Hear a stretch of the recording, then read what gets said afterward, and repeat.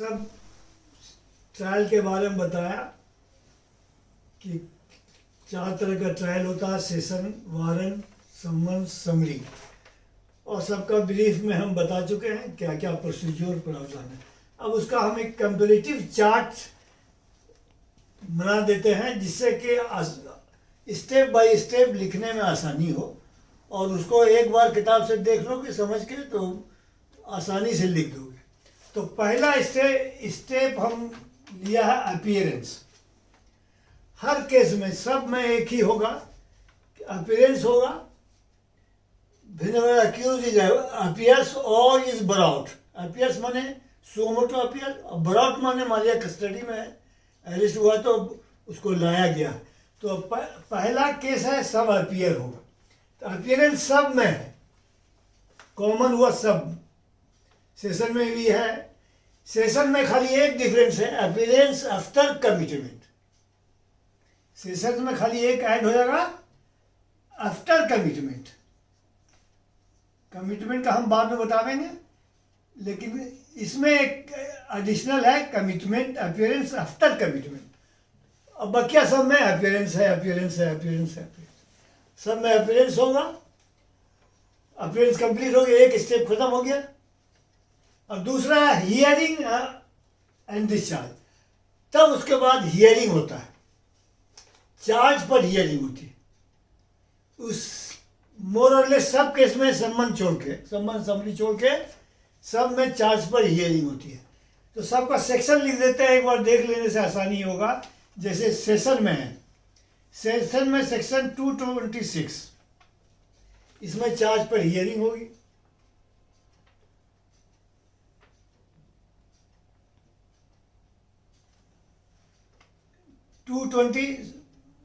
Plus 227 कर दी,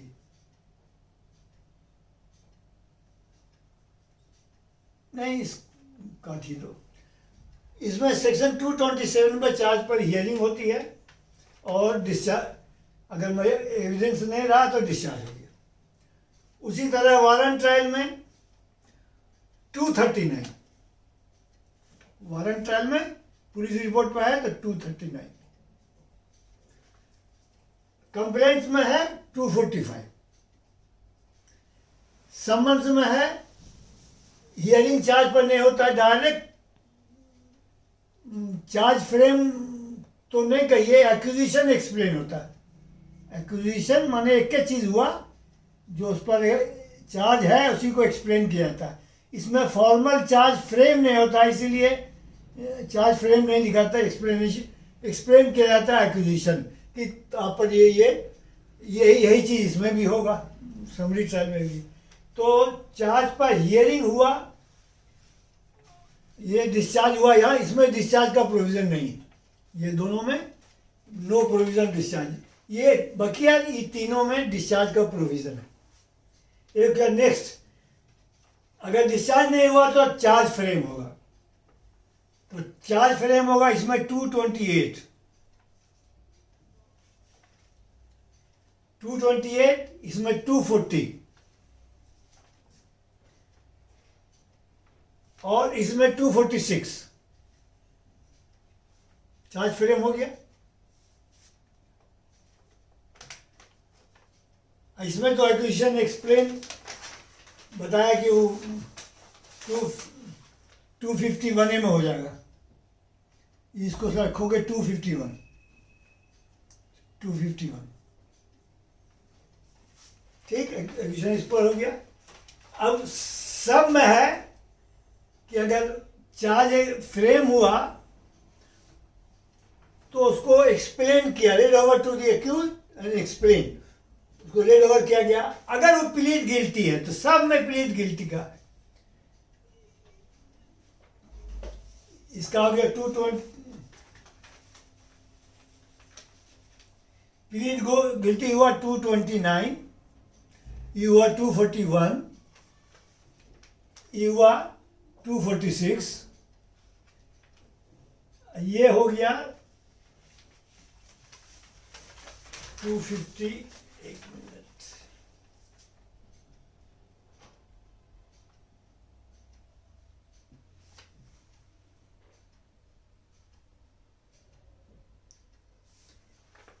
इसका हुआ 252,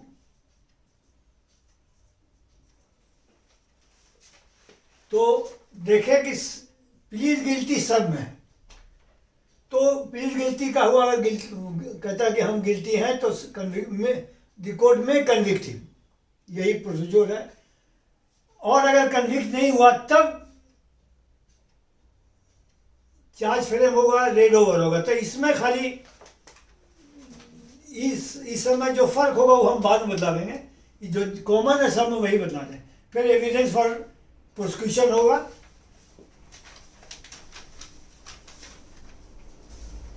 एविडेंस फॉर प्रोसिक्यूशन हुआ 231, 242,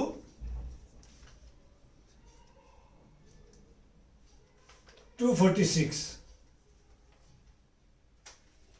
और ये 252, 252। क्लियर?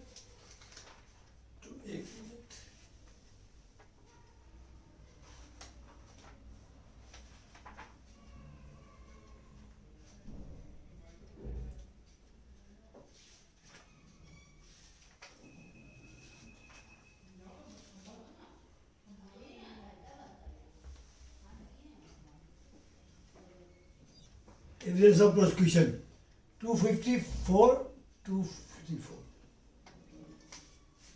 ये हो गया।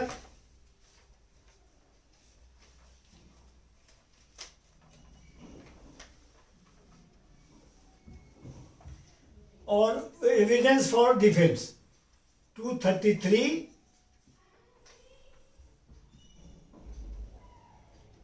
243,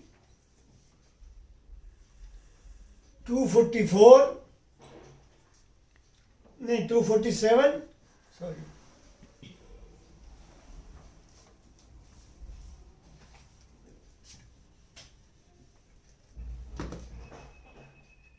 247,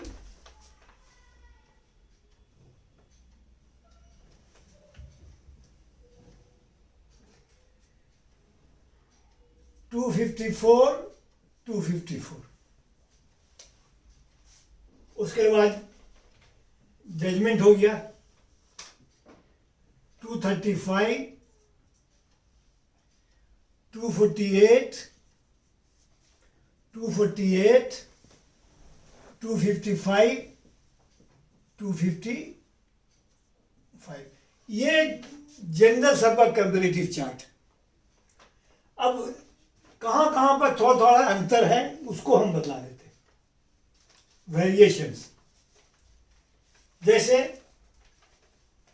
जनरल प्रोविजन एक और बता देते हैं कि कहीं पर स्टेट में नहीं लिखा हुआ है कि 313 का बयान होगा, 313 का, 313 सीआरपीसी का बयान लेने का प्रोविजन इस ट्रायल में नहीं लिखा हुआ है। लेकिन जनरल प्रोविजन है कि after the close of evidence of prosecution, ये जो स्टेज है, इस स्टेज के बाद सब केसेस में, सब चारों पांचों केस में जो भी है, अक्यूज का बयान 313 सेक्शन में लिया जाना शैल बी मैंडेटरी। ये जनरल प्रोविजन है 313 का बयान। अब किसी में है कि रिटन आर्गुमेंट आप दे सकते हैं, और लेकिन सेशन ट्रायल में है 234 एक सेक्शन, 234 में है कि आप सेशन में, ये हम बताते हैं, इसको हम छोड़िए देते हैं।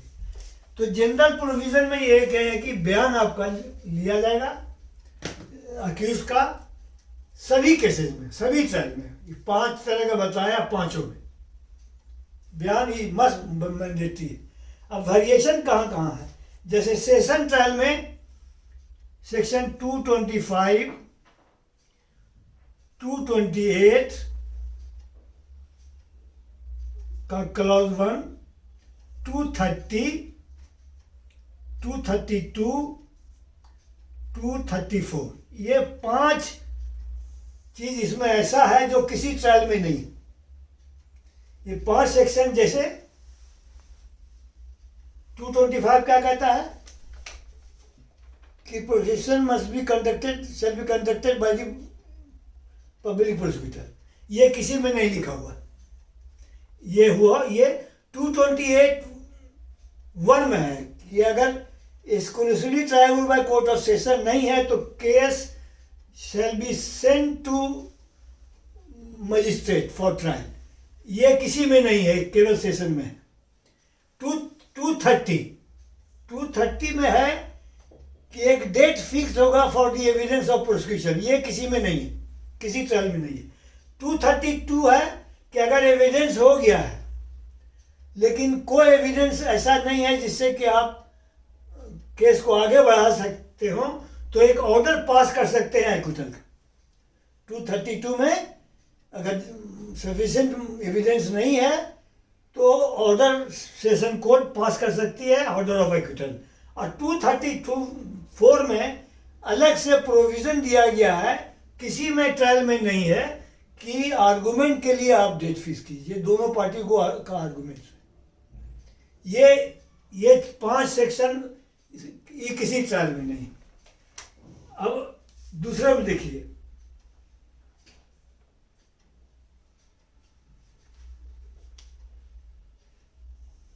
इसमें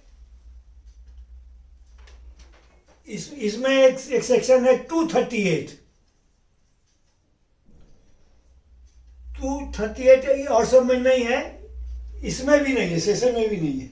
इसमें एक अलग क्या है कि जब जैसे एक्यूज अपियर होगा, court shall be satisfied that whether copy under section 207 was supplied to the accused और नॉट। ये किसी में नहीं है, न सेशन में है, न इसमें है, न इसमें किसी। ये एक तो अलग प्रोविज़न है कि कॉपी 207 सेक्शन में सप्लाई हुई है या नहीं, ये कोर्ट को देखना है, बस इसका ये अलग अलग है। वारंट ट्रायल ऑन कंप्लेंट में एक सेक्शन है 249। 249 में लिखा हुआ है कि अगर अक्यूज अगर कंप्लेनेंट एब्सेंट है तो वैसी हालत में अक्यूज को डिस्चार्ज किया जा सकता है और एक्विटल किया जाता है। ये कब होगा उसके लिए अलग शर्त है। If in any case instituted upon complaint और upon information given to a police officer और टू ए मजिस्ट्रेट वन और मोर पर्सन नहीं when the accused proceedings have been instituted on complaint and on any day fixed for the hearing of the case, the complainant is absent and the offences may be lawfully compounded or is not a cognizable offence. The magistrate may in his discretion at any time before the charge has been framed discharge the case. इसमें discharge का provision है कि अगर complainant लगातार नहीं आ रहा है और ऑफेंस कंपाउंडेबल है, दो शर्त है। ऑफेंस कंपाउंडेबल है, offence compoundable plus not cognizable.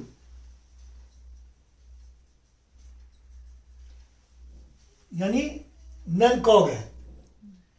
Complain case है, एब्सेंट कर रहा है कंप्लेनेंट, तो ये 3 शर्त हैं। ऑफेंस कंपाउंडेबल होना चाहिए और कॉग्निजेबल नहीं होना चाहिए, तो वैसी हालत में मजिस्ट्रेट अगर एविडेंस के पहले तो डिस्चार्ज कर सकता है। ये हुआ। और समन्स ट्रायल में 4 सेक्शन है, 256, 257, 258, 259। ये याद रखने का है, ये चारों सेक्शन और किसी भी ट्रायल में नहीं मिलेगा। ये है क्या, 256 में है ये एब्सेंस ऑफ कंप्लेनेंट। एक मिनट,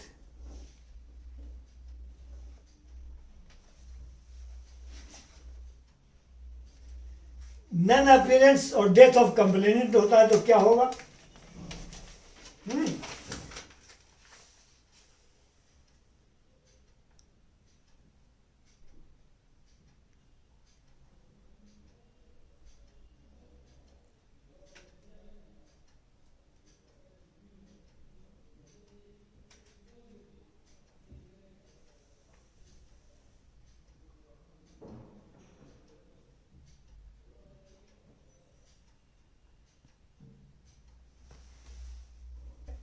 अगर कोई स्पेशल रीज़न नहीं है तो अक्यूज को एक्यूज कर देगा। 257 में है withdrawal of the complaint case, और 258 में है प्रोसीडिंग ड्रॉप कर, ये कंप्लेंट केस के लिए, एनी केस के लिए, to otherwise than upon complaint, किसी पुलिस केस के लिए है ये 258। और 259 एक्ट, ये बहुत इंपॉर्टेंट है कि अगर समन केस का प्रोसीजर अडॉप्ट हुआ है और ड्यूरिंग ट्रायल ये पता चलता है कि ये तो वारंट ट्रायल होना चाहिए, तो that can be conversion into warrant trial, converted into, ये चार सेक्शन अलग है।